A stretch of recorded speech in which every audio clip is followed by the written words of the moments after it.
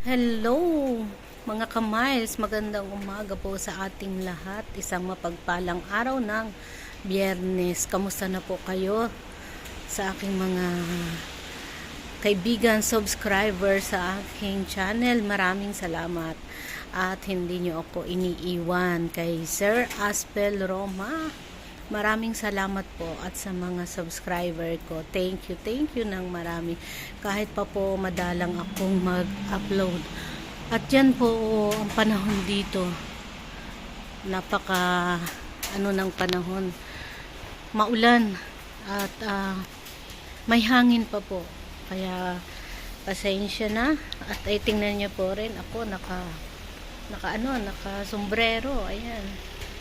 Dahil nga po maulan, tapos hindi naman siya gaanong kalamigan ngayon, pero may ulan po. At yan. Tapos dito sa building na trabaho ko, ayan, ginagawa po.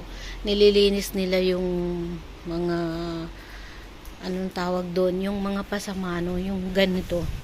Yan, nililinis po nila. Kaya may mga ganyan. Ito pang matagalan to, sabi nila hanggang April daw na ganyan. So yan yung daan papunta dun sa pintuan ng trabaho ko. At yan po ang panahon dito. Ang kalagayan ng panahon ay maulan. Ngayon ay November 22, pero maulan po siya. Yan. So salamat po ulit. Wala akong masabi sa ngayon dahil ayan. So, ganun na lang po. Ingat po tayong lahat saan mang sulok ng mundo naroroon, at sa mga subscriber ko dyan, thank you ng marami sa inyo. Pasensya na kayo kung madalang talaga akong mag-upload. At yun. Pero kung ano po, in-invite ko kayo na panoorin nyo rin yung aking meron po ako sa Facebook. Ang pangalan ko po doon ay Mila Albuera Evangelista. At may mga upload din po ako doon. So maraming salamat po. Bye bye. God bless you all po. At hanggang dito na lang muna ang aking short video. Ingat po kayong lahat. Ito po ang kalagayan ng panahon namin dito sa Roma. Ayan. Maulan po. Ayan yung payong ko na nabali na po yung tadyang dahil sa lakas ng hangin.